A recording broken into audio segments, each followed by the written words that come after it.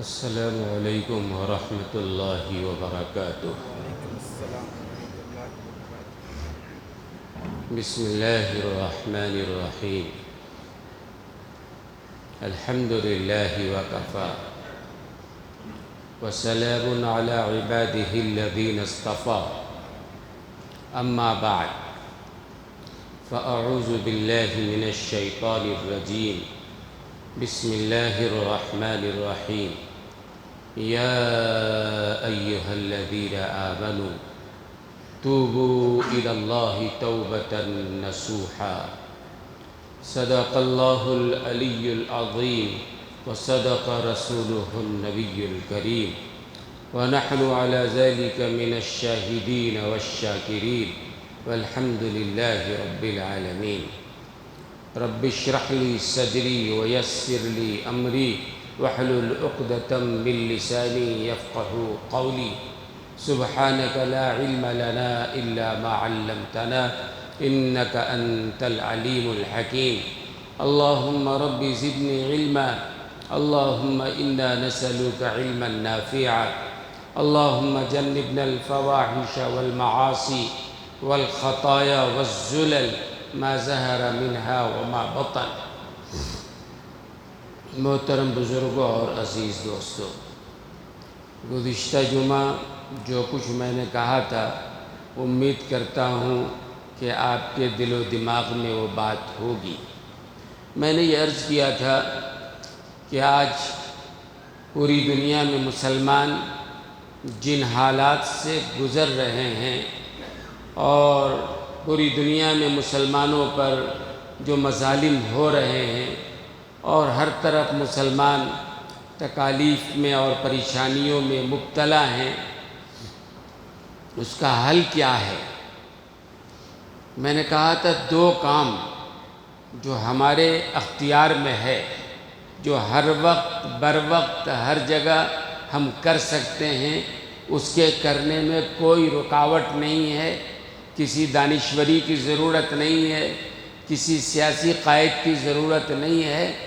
تو یہ دو کام جو آج کے حالات میں بے انتہا ضروری ہے، اگر آپ اور مسلمان یہ دو کام کر لیں تو انشاءاللہ یقینی طور پر ان کو بھی فائدہ ہوگا اور باقی دوسرے مسلمانوں کو بھی انشاءاللہ فائدہ ہوگا۔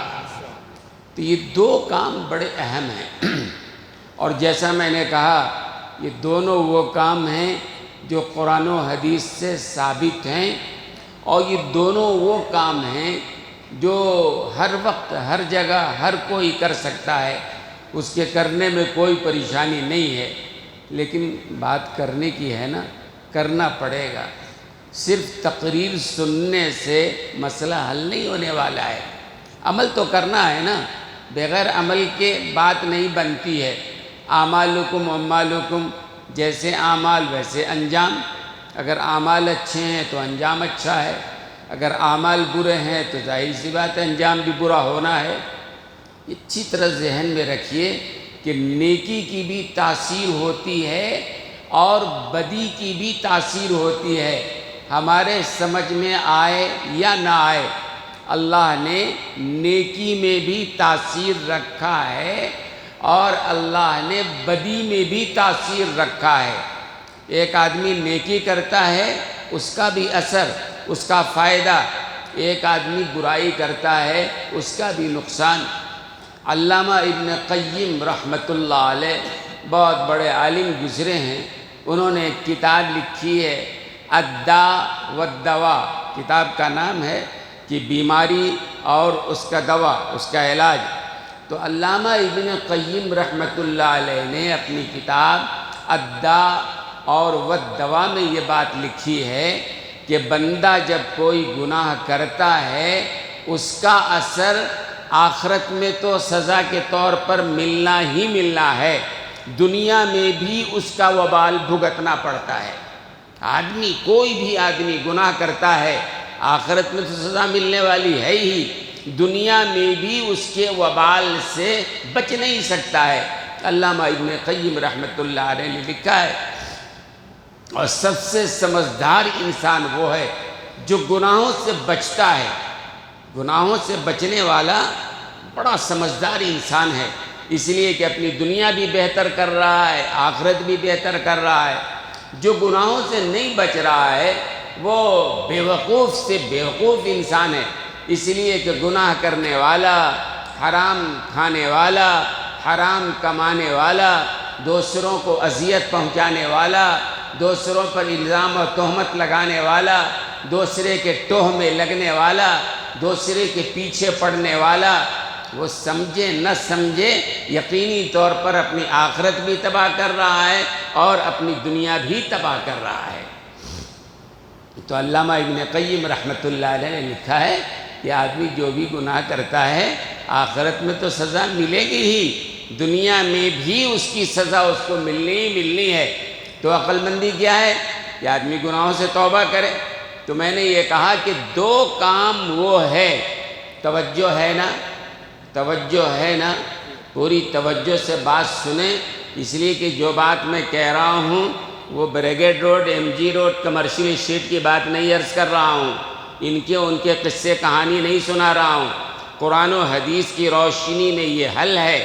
آج کے ہمارے جو حالات ہیں اور ہر طرف ہمیں مایوسی نظر آ رہی ہے، سفر میں بھی مشکلات نظر آ رہا ہے، ہمارے گھروں کو منہدم کیا جا رہا ہے، ہمارے گھروں کو جلایا جا رہا ہے، ہماری کوئی عزت و آبرو نہیں رہ گئی ہے، ہمارا کوئی وقار نہیں رہ گیا ہے، ہماری کوئی بات سننے والا نہیں ہے۔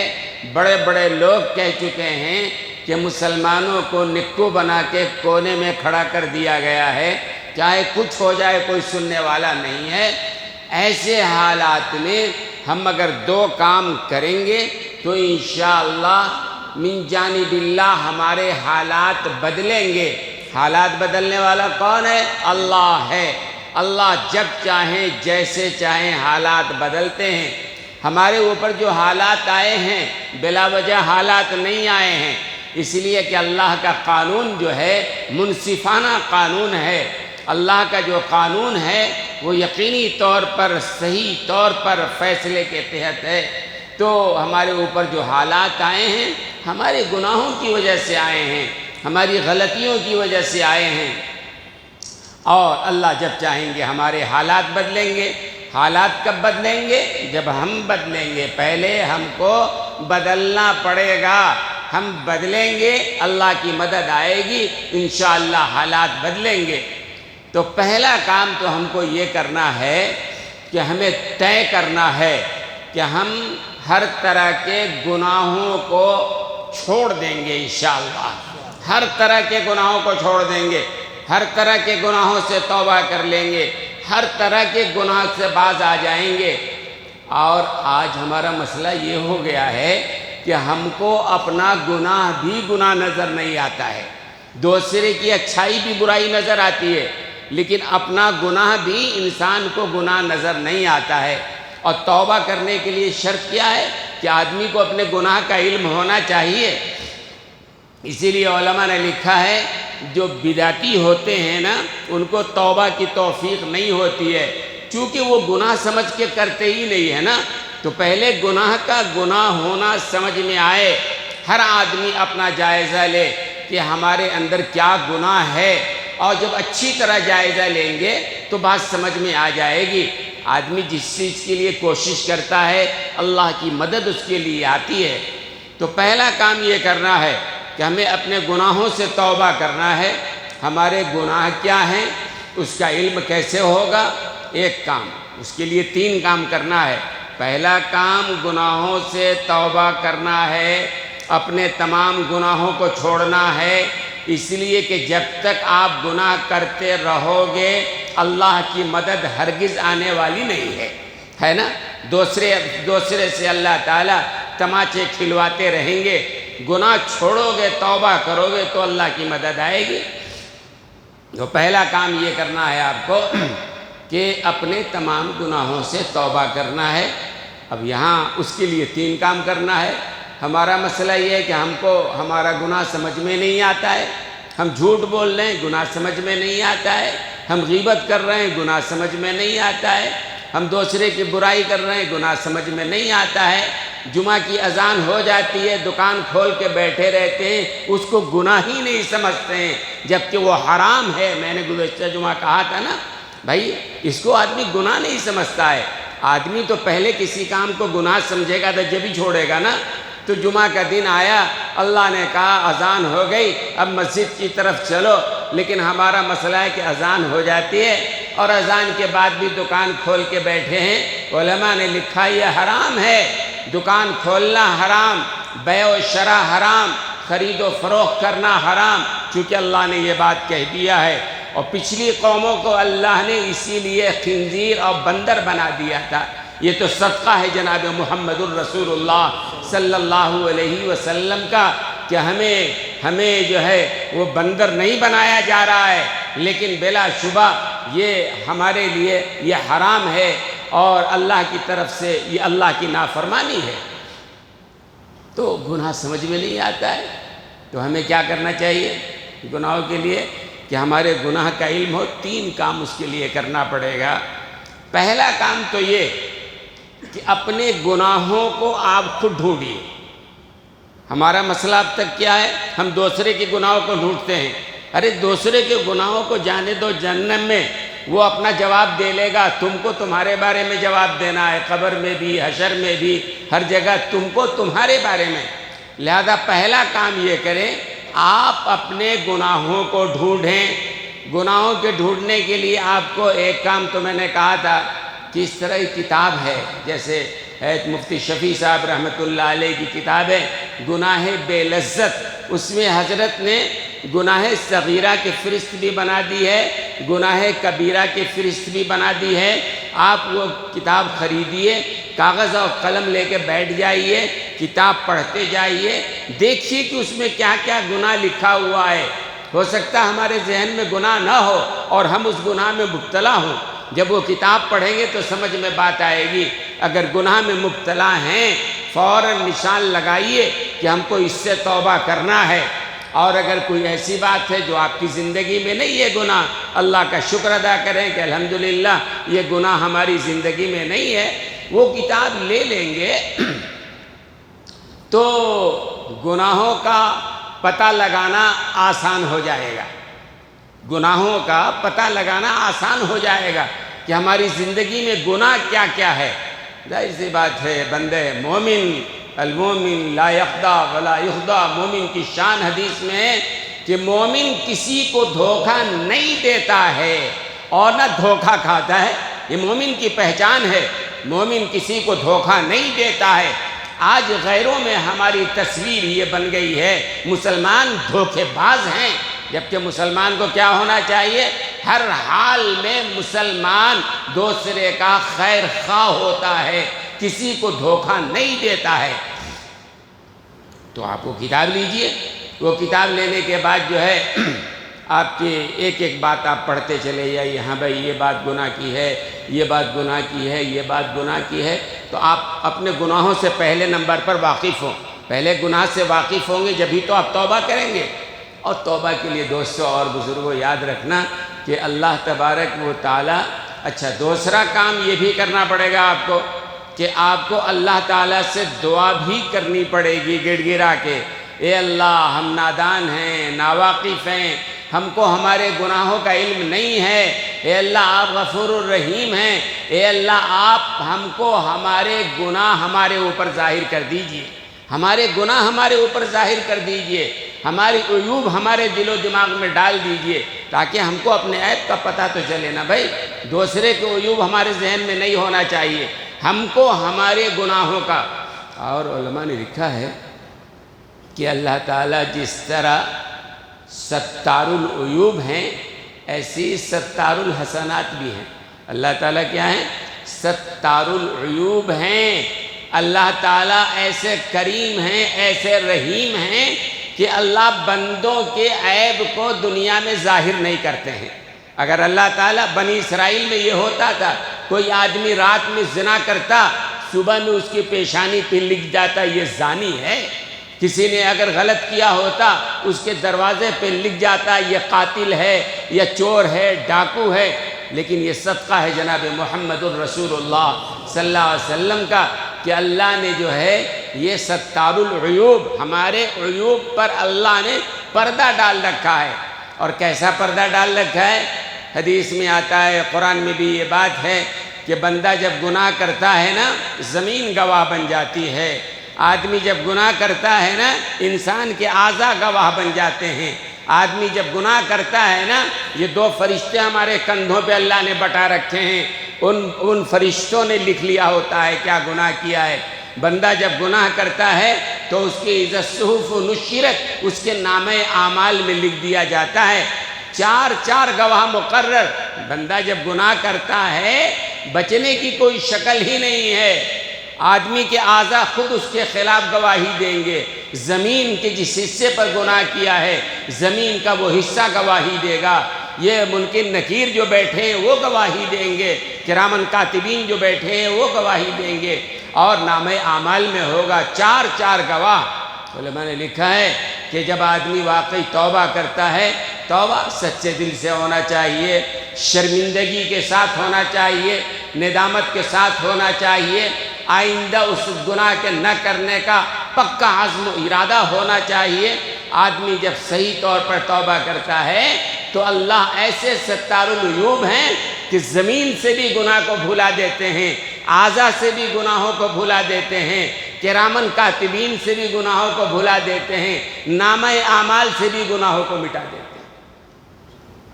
ایسے ستار العیوب ہیں اللہ تعالیٰ، ایسے اللہ تعالیٰ گناہوں کو ظاہر نہیں کرتے ہیں، کوئی بندہ ہی ظاہر کر دے تو اس کا اپنا مسئلہ ہے، ورنہ اللہ تو گناہوں کو چھپاتے رہتے ہیں، انتظار کرتے رہتے ہیں بندہ توبہ کرے۔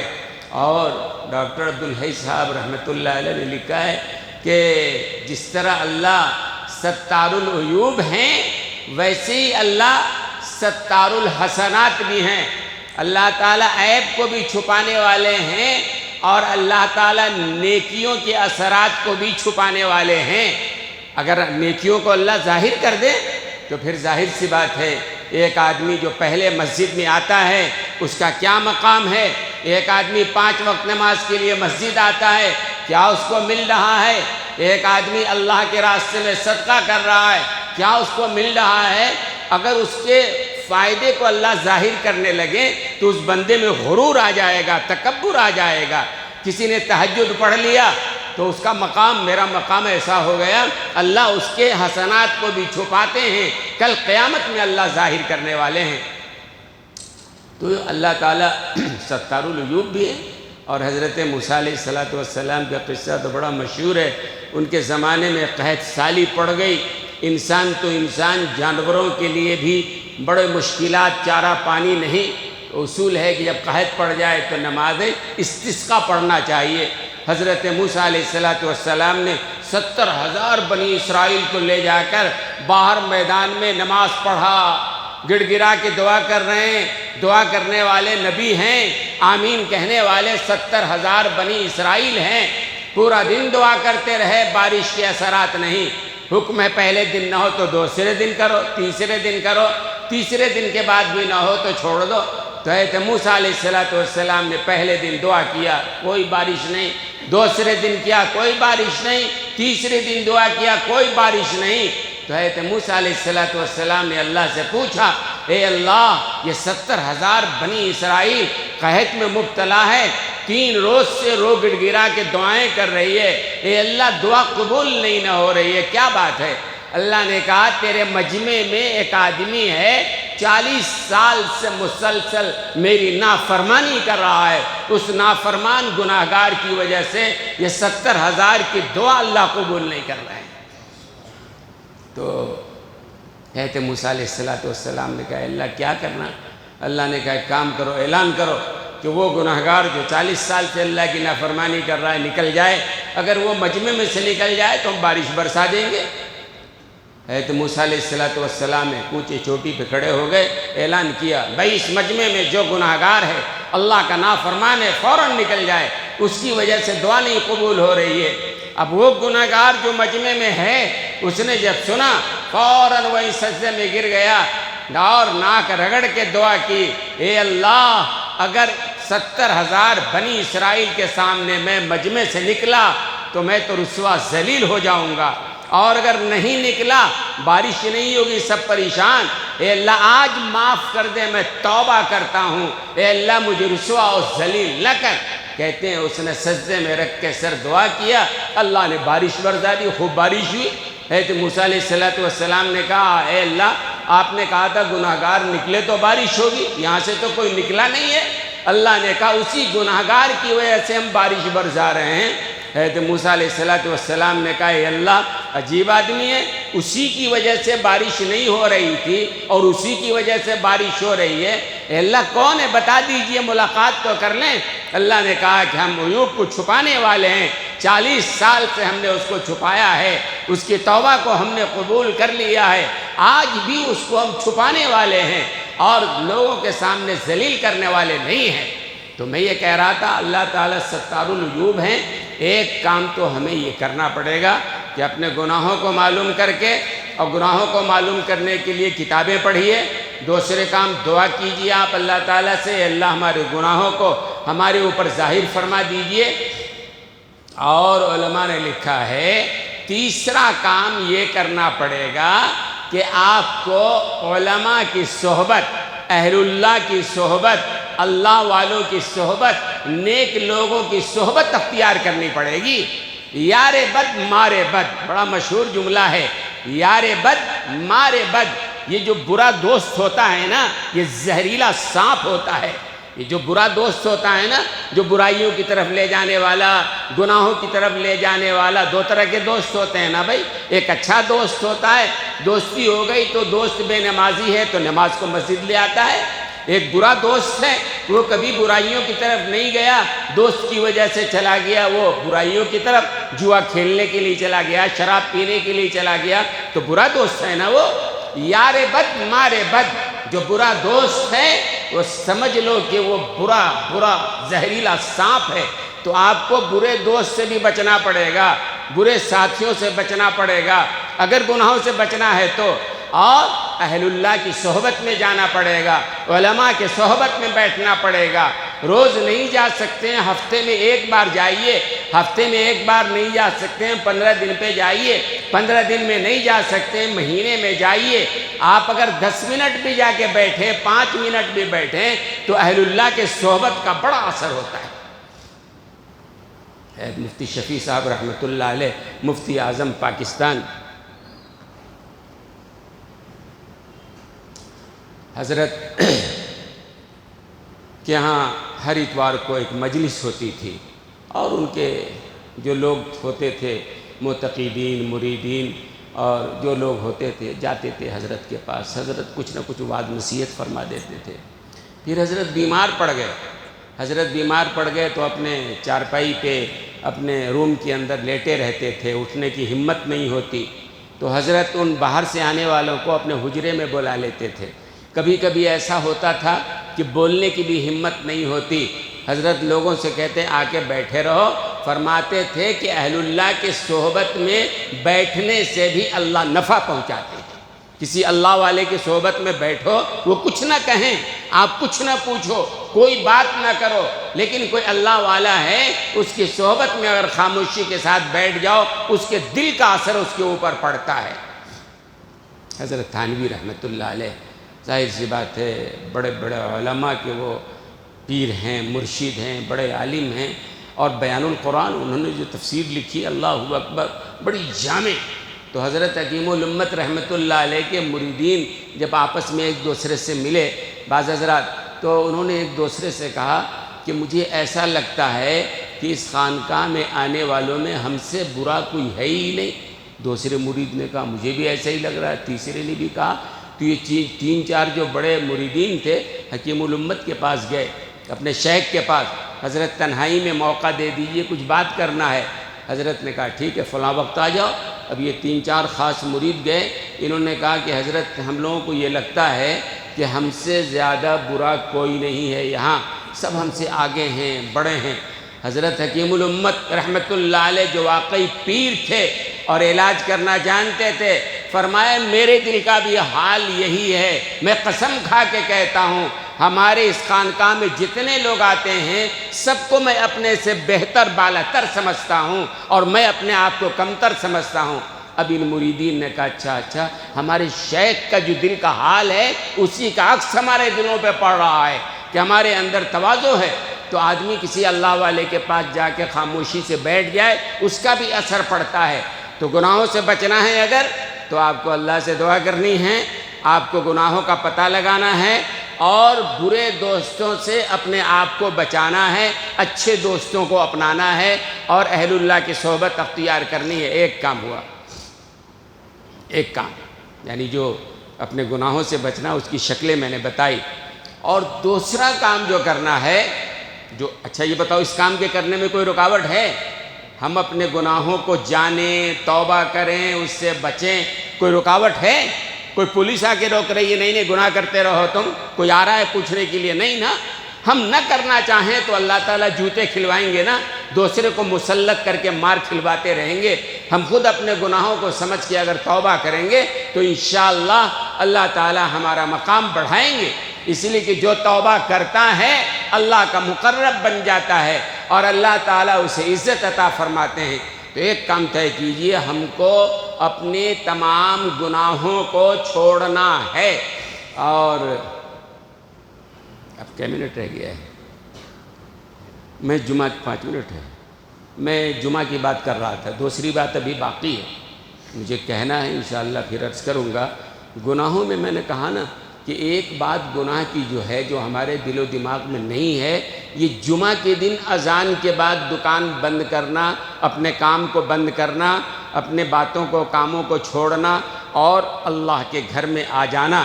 کوئی اگر نہیں آتا ہے تو کیا ہے؟ یہ گناہ ہے، حرام ہے یہ صاف صاف۔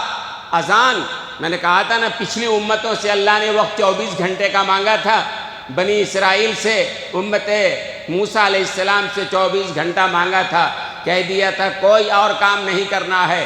اور جب اس قوم نے شکار کرنا شروع کیا اللہ نے سب کو بندر اور ذلیل بندر بنا کے اللہ نے چھوڑ دیا۔ ایسی حضرت عیسیٰ علیہ السلام کی امت سے اللہ نے 24 گھنٹہ مانگا تھا، اور ایسی امت محمدیہ سے 24 گھنٹہ کے لیے کہا گیا، لیکن اللہ نے کتنا وقت مانگا؟ 1 گھنٹہ مثلا وقت مانگا۔ اذان ہو نماز تک یہ وقت تم کو لگانا ہے، اللہ کے ذکر میں لگانا ہے۔ یہ اللہ کا ذکر ہے، آپ جو سن رہے ہیں قرآن کی بات، حدیث کی بات سن رہے ہیں آپ، تو اللہ کے ذکر میں مسجد میں لگانا ہے۔ اگر دکان میں لگاؤ گے عذاب کے مستحق بن جاؤ گے۔ تو اللہ نے 24 گھنٹہ حضرت موسیٰ علیہ السلام کی امت سے یہودیوں سے مانگا، عیسائیوں سے 24 گھنٹہ مانگا۔ 24 گھنٹے میں کوئی اور کام کرنے کی اجازت نہیں۔ امت محمدیہ سے 24 گھنٹہ اللہ نے مانگا، لیکن 24 گھنٹے میں صرف 1 گھنٹہ کہا اذان ہو جمعہ کی آ جاؤ، نماز تک تمہارے لیے کوئی اور کام کرنا درست نہیں ہے۔ کیوں ایسا کیا اللہ نے؟ اصل میں امت محمدیہ جو ہے نا، یہ بڑھاپے کی عمر میں آئی ہے۔ حضرت آدم کے زمانے سے چلتے چلتے چلتے یہ آخری امت ہے نا، تو بڑھاپے کی عمر ہے، اور آدمی جب بوڑھا ہو جاتا ہے اس سے کام کم لیا جاتا ہے، اجر زیادہ دیا جاتا ہے۔ اس لیے امت محمدیہ سے کہا 1 نماز پڑھو گے 10 نماز کا ثواب، اور 5 نماز پڑھو گے 50 نمازوں کا ثواب دیا جائے گا۔ اور امت محمدیہ سے اللہ نے کہا رمضان کا روزہ رکھ لیا، اس کے بعد شوال میں 6 روزے اور رکھ لو، کتنے ہو گئے؟ 30 پر 6 روزے ہو گئے۔ اللہ 30 پر 6 روزے کے بدلے میں 360 روزوں کا ثواب عطا فرمائے گا۔ یہ امت محمدیہ کو اللہ نے اجر زیادہ دیا ہے۔ اور اسی پر میں نے کہا تھا کہ کوئی آدمی حدیث میں آتا ہے جمعہ کے دن میں، جمعہ کی رات میں، یعنی جب ٹائم لینے کا وقت ہوا تو 1 گھنٹہ اللہ نے کہا، یعنی جمعہ کی اذان سے نماز تک، لیکن جب ثواب دینے کا وقت آیا تو جمعہ کے دن مر جائے 1 گھنٹہ اللہ نے نہیں مراد لیا، بلکہ 24 گھنٹہ جمعرات کی شام سے لے کے جمعہ کی شام تک کوئی آدمی مرتا ہے بندہ مومن، اللہ تعالیٰ عذاب قبر اس سے ہٹا لیتے ہیں۔ اور میں نے کہا تھا ملا علی قاری رحمۃ اللہ علیہ نے کسی کے ذہن میں آ جائے ٹھیک ہے جمعہ کے دن اللہ نے معاف کر دیا، ہفتہ کا دن آئے تو پھر اللہ کہیں گے لاؤ بھائی اس کا حساب کتاب لینا ہے، بھئی قبر میں سوال جواب ہونا ہے نا، من ربک و ما دینک کا ہے نا، یہ سب سوال معلوم ہے نا آپ کو۔ تو چلو جمعہ کی وجہ سے اللہ نے سوال نہیں کروایا، ہفتے کو سوال کروا لیں گے۔ ملا علی قاری رحمۃ اللہ علیہ نے فرمایا کہ نہیں، اللہ کا یہ اصول نہیں ہے، اللہ ایک بات چھوڑ دیتے ہیں تو چھوڑ دیتے ہیں، بات ختم۔ اللہ نے معاف کر دیا، کہہ دیا جاؤ تو بات ختم، قیامت تک کے لیے اللہ نے چھوڑ دیا ہے۔ اور اس کی مثال دی ہے ملا علی قاری رحمۃ اللہ علیہ نے۔ حاطب ابن بلتا ایک صحابی ہیں، بدری صحابی ہیں، بدر میں شامل تھے وہ۔ تو حضرت حاطب ابن بلتا مدینے میں ہیں اور حضور اکرم صلی اللہ علیہ وسلم فتح مکہ کے لیے لشکر تیار کر رہے ہیں، خاموشی کے ساتھ، مکے والوں کو فتح نہ ہو، مدینے سے آپ فتح مکہ کے لیے لشکر تیار کر رہے ہیں۔ تو حضرت حاطب ابن بلتا جو صحابی تھے، مدینے میں تھے، انہوں نے خاموشی کے ساتھ یہ خط جو ہے مکے والوں کے نام لکھ دیا کہ دیکھو بھائی، رسول اللہ صلی اللہ علیہ وسلم تمہارے لیے لشکر تیار کر رہے ہیں، تم پر حملہ کرنے والے ہیں، تم کیا کر سکتے ہو کر لو۔ جب یہ خط لکھا، غلط تھا خط لکھنا، اللہ نے جبریل امی کو بھیجا رسول اللہ صلی اللہ علیہ وسلم کے پاس۔ آ کے جبریل امی نے بتایا کہ یا رسول اللہ، آپ کے صحابی حاطب نے آپ کے راز کو فاش کر دیا ہے، آپ جو مکہ پر حملے کی تیاری کر رہے ہیں یہ راز فاش ہو گیا ہے۔ فلاں عورت، سارا نامی عورت مکے کی مدینہ آئی ہوئی تھی، حاطب ابن بلتا نے خط لکھ کے اس کو دیا ہے تاکہ مکے والوں کو جا کے دے دے وہ۔ حضور اکرم صلی اللہ علیہ وسلم نے حضرت علی کو بلایا، حضرت ابو عبیدہ ابن جراح کو بلایا، کہا جاؤ جلدی جاؤ، اور مدینے سے تقریباً 20 میل کے فاصلے پہ روضہ خاک ہے، وہاں ایک عورت ملے گی، اس عورت کے پاس وہ خط ہے، وہ خط لے کے آؤ۔ حضرت علی گئے بھاگتے ہوئے، اور جہاں رسول اللہ نے بتلایا تھا اسی مقام پہ وہ عورت ملی۔ حضرت علی نے کہا تمہارے پاس جو خط ہے وہ لاؤ، کہنے لگے میرے پاس کوئی خط نہیں ہے۔ حضرت علی نے کہا میرے نبی نے کہا ہے، نبی کی بات جھوٹی نہیں ہو سکتی ہے، اگر تو خط نہیں دے گی ہم کپڑے اتار کے تلاشی لیں گے۔ ڈر گئی، تب اس عورت نے اپنے بال کے جورے میں سے وہ خط نکال کے دیا، حاطب ابن بلتا نے لکھا تھا، لے کر آئے۔ حضور اکرم صلی اللہ علیہ وسلم نے بلایا حاطب ابن بلتا کو، بھائی تم نے یہ کیا کام کیا، تم نے یہ تو منافقوں کا کام ہے کہ ہمارے راز کو فاش کر دیا ہے۔ تو حاطب ابن بلتا نے کہا یا رسول اللہ، میں نے خط تو لکھا ہے، غلطی ہوئی ہے، لیکن میں منافق نہیں ہوں، مسلمان ہوں، خط کیوں لکھا تم نے؟ کہا یا رسول اللہ میں یمن کا رہنے والا ہوں، یمن سے میں مکے آیا ہجرت کر کے، اور جب آپ نے ہجرت کیا تو ہم مکے سے مدینہ آ گئے، ہماری بیوی بچے سب مدینے میں ہیں، اور مدینے میں ہمارا کوئی رشتہ دار نہیں ہے۔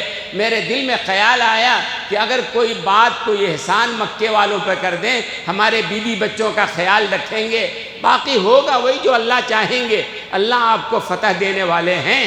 حضرت عمر وہیں بیٹھے دے گا، یا رسول اللہ اجازت دیجئے، اس منافق کی گردن اڑا دیتے ہیں، آپ کی راز کو اس نے فاش کیا ہے۔ اللہ کے رسول نے کہا نہیں عمر، اس کی ضرورت نہیں ہے۔ تو حضرت حاطب ابن بلتا، اتنا بڑا جرم تھا، رسول اللہ کے راز کو فاش کر دیا تھا، لیکن اللہ کے رسول نے معاف فرما دیا۔ صحابہ نے کہا یا رسول اللہ ان کو سزا دیجئے، فرمایا کہ نہیں، حاطب ابن بلتا بدری صحابی ہیں، بدر میں شریک ہو چکے ہیں، اور جو صحابہ بدر میں شریک تھے اللہ نے ان کے بارے میں کہہ دیا اعملوا ما شئتم قد غفرت لکم، آج کے بعد چاہے تم جو کچھ کرو ہم نے تمہیں معاف کر دیا ہے۔ جب اللہ نے ایک بار کہہ دیا کہ معاف کر دیا، دوبارہ اللہ نہیں پکڑتے ہیں، اللہ کا یہ نظام ہے۔ تو دوستوں اور بزرگوں، اللہ نے ہمارے مغفرت کے لیے جمعہ کا دن بنایا ہے، اور یہ جمعہ کے دن جو وعظ و نصیحت ہوتی ہے نا، یہ کوئی نیا کوئی علماء نے نہیں گھڑ لیا ہے۔ رسول اللہ صلی اللہ علیہ وسلم کے زمانے میں یہ ہوتا تھا، حضور اکرم صلی اللہ علیہ وسلم صحابہ کو جمع کرتے، صحابہ جمع ہوتے، اور اللہ کے رسول صلی اللہ علیہ وسلم وعظ و نصیحت فرمایا کرتے۔ اچھا، وعظ و نصیحت میں ہوتا کیا ہے؟ دین کی بات ہوتی ہے، شریعت کی بات ہوتی ہے، قرآن کی بات ہوتی ہے، حدیث کی بات ہوتی ہے، جائز ناجائز حلال و حرام کی بات ہوتی ہے، بدعات خرافات برائیوں کی بات ہوتی ہے، تاکہ وہ مسلمان جن کو پتہ نہیں ہے وہ سن کر قرآن و حدیث کی بات کو سن کر اپنی زندگی میں بدلاؤ لائیں، تبدیلی لائیں۔ یہی تو مقصد ہے نا۔ تو جناب رسول اللہ صلی اللہ علیہ وسلم کے زمانے میں صحابہ آیا کرتے تھے، اور رسول اللہ واعظ و بیان فرمایا کرتے تھے۔ آج کچھ لوگ ہیں جو کہتے ہیں ہم کو کیا ضرورت ہے بیان سننے کی، بڑے پہنچے ہوئے لوگ ہیں نا، اپنے گھروں میں بیٹھے رہتے ہیں، اپنے دکانوں میں لگے رہتے ہیں اور پورا ہفتہ کمانے میں پیٹ نہیں بھرتا ہے، جمعہ کے دن آدھا گھنٹہ زیادہ دکان کھولنے سے ان کا پیٹ بھرتا ہے۔ تو ایسے لوگ جو کھڑے رہتے ہیں باہر وہ آتے نہیں ہیں، اور ایسے لوگوں کو دیکھیے آپ، بہت سارے لوگ کیا کرتے ہیں معلوم، وہ اخیر میں آتے ہیں، بیان سننے کی ضرورت نہیں ہے، ان کو سمجھتے ہیں کہ ہم کو کیا ضرورت ہے۔ اللہ کے بندے، دین سے کوئی مستغنی نہیں ہو سکتا ہے، سنو گے تو ہی نہ معلوم ہوگا، جب تک دین کی بات آپ نہیں سنو گے کیسے معلوم ہوگا، عمل کیسے کرو گے؟ تو کچھ لوگ اخیر میں آتے ہیں بھاگتے بھاگتے، اب جب اخیر میں آتے ہیں وہ اخیر میں آنے کے بعد کیا ہوتا ہے، ظاہر ہے نیچے کی جگہ تو پر ہو چکی ہوتی ہے، اب ان کو اوپر جانا ہوتا ہے یا نیچے جانا ہوتا ہے، اوپر کی منزلوں میں بھی جگہ خالی رہتی ہے، نیچے بھی خالی رہتی ہے، اب ان کو جانا ہوتا ہے، اب ان کو پریشانی ہوتی ہے کہاں اوپر ہمیں چڑھ کے جانا، وہیں کھڑے ہو جاتے ہیں، وہ وہیں روڈ پہ ہی وہیں باہر ہی کھڑے ہو جاتے ہیں، اور وہاں جو لوگ اپنے جوتے چپل پہن کے چلتے ہیں وہ سہولت کی خاطر وہیں کھڑے ہو کر نماز پڑھنا شروع کر دیتے ہیں۔ کتنی غلط بات ہے، ظاہر ہے جوتے چپل جہاں لوگ لے کے چل رہے ہیں، جوتے چپل کے ذریعے گندگی بھی آتی ہے، اور نماز کے صحیح ہونے کے لیے جگہ کا پاک ہونا بھی لازم ہے، شرط ہے، جیسے کپڑے کا پاک ہونا لازم ہے، جسم کا پاک ہونا لازم ہے، جگہ کا پاک ہونا بھی لازم ہے۔ ہم گندی جگہ پہ کھڑے ہو جائیں جہاں لوگ جوتوں کے ساتھ چلتے ہیں، نماز ہونے والی ہے؟ کئی لوگ ایسے ہوتے ہیں کہ بالکل اخیر میں آتے ہیں، ہم یہاں خطبے میں کھڑے ہوتے ہیں اور بھاگ بھاگ کے آ کر کے کیا کرتے ہیں، وہ اوپر نہیں جاتے ہیں، چڑھنے میں پریشانی ہوگی نا، یہی کھڑے ہو جاتے ہیں سامنے، اور جب جماعت کھڑی ہوتی ہے وہی وہ کھڑے ہو جاتے ہیں۔ کتنی غلط بات ہے۔ اس لیے دوستو اور بزرگوں، اللہ کے لیے جمعہ کی قدر کرو، اللہ کے لیے جمعہ کی قدر کرو، ورنہ اللہ کے قہر سے بچانا بڑا مشکل ہو جائے گا۔ گناہوں کو سمجھو، یہ بھی ایک گناہ ہے، یہ بھی ایک گناہ ہے کہ جمعہ کے دن اذان کے بعد دوسرے کاموں میں لگنا، یہ گناہ ہے، ایک گناہ ہے، اس سے اپنے آپ کو بچاؤ۔ اگر آپ دکان کھولو گے، کچھ بیپار ہو بھی جائے گا، اللہ اس سے برکت اٹھا لینے والے ہیں، برکت دینے والے تو اللہ ہیں نا، برکت اللہ دیں گے، کوئی اور نہیں دینے والا ہے۔ اس لیے جمعہ کے دن دکان بند کرو، ایک دم اذان ہو گئی دکان بند، سب کام بند، دنیا کے دوسرے کام بند، مسجد میں آ جاؤ، آ کر آپ بیان ہو رہا ہے، بیان سنو، قرآن پڑھو، سنت پڑھو، نماز پڑھو، ذکر اذکار کرو، درود تسبیح پڑھو، کچھ اللہ کی عبادت میں وقت گزارو، اور جب وقت ہو جائے نماز پڑھو۔ پھر اس کے بعد نماز کے بعد یہ حکم نہیں کہ بیٹھے رہو، فَإِذَا قُضِيَتِ الصَّلَاةُ فَانْتَشِرُوا فِي الْأَرْضِ وَابْتَغُوا مِنْ فَضْلِ اللَّهِ، نماز ہو گئی، چلو نکلو، اب جا کے زمین میں اور دنیا میں جا کر اپنے رزق کو تلاش کرو۔ یہ شریعت کا حکم ہے، یہ قرآن کا حکم ہے۔ لیکن اذان کے بعد مسجد میں آ جاؤ، فَاسْعَوْا إِلَىٰ ذِكْرِ اللَّهِ، فوراً آ جاؤ اس کی طرف۔ تو انشاءاللہ کریں گے نا بھیا؟ کیا کریں گے؟ کیا کریں گے؟ اذان سے پہلے انشاءاللہ مسجد میں آنے کی کوشش کریں گے، اور اگر یہ نہیں ہو سکے تو اذان ہوتے ہی تو 100% دکان بند ہونا ہی چاہیے، چونکہ اس کے بعد گناہ ہے نا۔ پہلے آ جاؤ نا، 15 منٹ پہلے آ جاؤ، اطمینان سے بیٹھو، اور بیٹھ کے بیکار کی باتیں نہیں، درود شریف پڑھ لو نا، درود شریف ہر ایک کو یاد ہے نا، کلمہ پڑھ لو نا آپ، اور دوسری دعائیں قرآن کی تلاوت کر لو نا آپ، ثواب ملے گا نہیں ملے گا؟ جب بیان شروع ہو جائے بیان سن لو آپ غور سے کیا کہا جا رہا ہے۔ تو ایک بات میں نے آج کہا ہے، وہ یاد ہے کہ ہم کو اپنے آپ کو گناہوں سے بچانا ہے، اور اپنے پچھلے گناہوں سے توبہ کرنا ہے۔ اس کے لیے 3 کام کرنا ہے۔ ایک تو کتابیں لے کر نشان لگانا کہ ہم میں کیا کیا صغیرہ کیا کیا کبیرہ گناہ ہے۔ دوسرے اللہ سے دعا کرنا، اے اللہ ہمارے گناہ ہمارے اوپر ظاہر فرما دیجئے، دوسروں پر نہیں، ہمارے گناہ ہمارے اوپر ظاہر کر دیجئے تاکہ ہم ان گناہوں سے توبہ کر سکیں۔ اور اس کے بعد جو ہے آپ بری صحبتوں کو چھوڑ دیجئے، برے ساتھیوں کی صحبت کو چھوڑیے، اہل اللہ کی صحبت، علماء کی صحبت، اللہ والوں کی صحبت، چاہے مہینے میں 10 منٹ کے لیے ہو، ان کی صحبت اختیار کریں گے تو انشاءاللہ گناہوں سے نفرت ہوگی اور گناہوں کو چھوڑیں گے آپ، اور گناہ کے چھوڑنے میں مدد ملے گی اور توبہ کریں گے تو حالات انشاءاللہ جب بدلیں گے۔ دوست، ایک کام اور، میں نے کہا نا 2 کام کرنا ضروری ہے، ایک دوسرا کام ہے، وقت بھی ہو گیا ہے، اگر وہ میں نے شروع کیا تو وقت زیادہ ہو جائے گا، انشاءاللہ پھر عرض کروں گا۔ وآخر دعوانا الحمدللہ رب العالمین۔ افروزی بانو